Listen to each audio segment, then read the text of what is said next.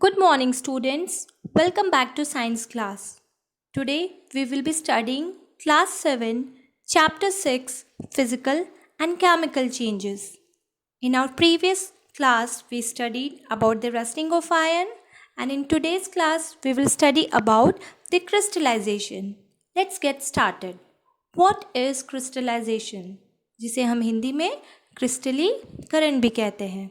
So, it's a process of cooling a hot concentrated solution of a substance to obtain crystal.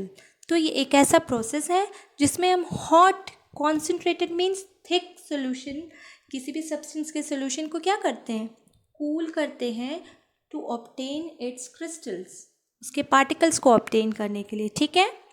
C water contain salt dissolve in it which makes it salty. हमें पता है sea water क्या होता है, saline होता है, खारा होता है, and it is not fit for drinking. This we have studied in class 6 that salt can be separated from sea water by the process of evaporation. What is evaporation?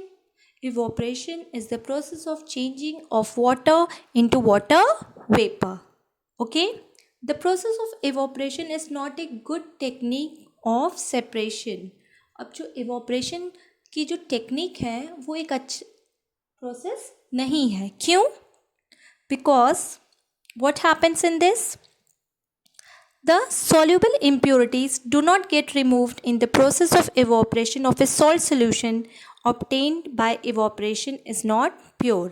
तो जितनी भी soluble impurities हैं वो क्या होती हैं, remove नहीं होती हैं. What is soluble impurities?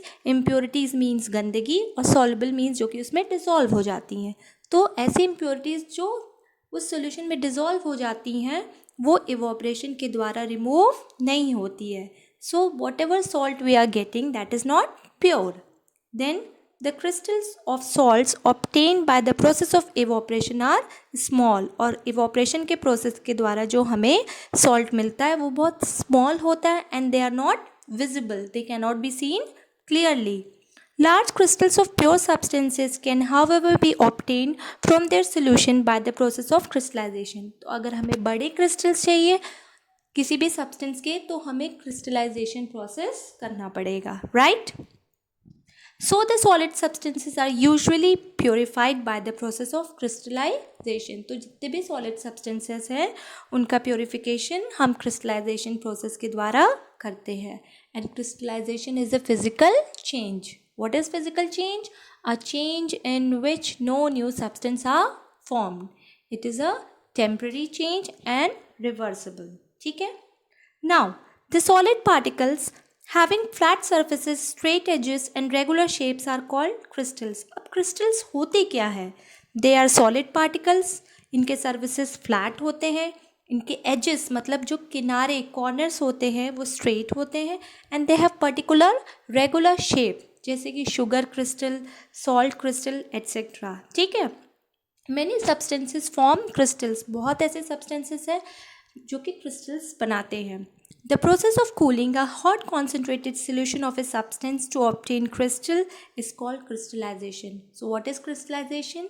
The process of cooling a hot concentrated means thick solution of a substance to obtain crystals. Okay, the process of crystallization is used to obtain large crystals of pure solid substance from the impure solid substance. और crystallization जो process होता है हम उसमें से impure substance remove कर देते हैं. The insoluble impurities are removed by filtering the solution, whereas soluble impurities get removed during crystallization. तो जो insoluble impurities होती है उनको हम फिल्ट्रेशन से रिमूव करते हैं और जो soluble impurities होती है उनको हम क्रिस्टलाइजेशन से रिमूव करते हैं. ठीक है. सो to understand it well, let us do an activity of crystallization. Okay? Let's get started with our activity of crystallization. Okay? Take a beaker. जैसा कि आप देख सकते हैं एक बीकर लेंगे, उसमें 100 मिलीलीटर वाटर डालेंगे. ठीक है. Then we will add some drops of dilute hydrochloric acid. What is the formula of hydrochloric acid? HCl. ठीक है. Then we will heat it on a burner. आप देख सकते हैं बर्नर को हम हीट, बर्नर से हम क्या कर रहे हैं, बीकर को हीट कर रहे हैं. Then we will add copper sulfate powder in that solution. ठीक, फिर हम उसमें क्या करेंगे, copper sulphate. What is the formula of copper sulphate? CuSO4. Copper sulphate हम डालेंगे और उसको कॉन्टिन्यूसली क्या करेंगे, स्टिर करेंगे, मिक्स करेंगे, और तब तक कॉपर सल्फेट पाउडर डालते रहेंगे जब तक कि वो फुली सैचुरेटेड ना हो जाए. सैचुरेटेड मीन्स वो और डिजॉल्व ना करे. ठीक, this will give a saturated solution of copper sulphate. और इस तरह हमें कॉपर सल्फेट का सैचुरेटेड सोल्यूशन मिल जाएगा. Now to remove insoluble impurities. अब इनसॉल्युबल इम्प्योरिटीज़ जो कि बाहर की ओर है, उनको रिमूव करने के लिए हम क्या करेंगे, फिल्ट्रेशन का प्रोसेस करेंगे.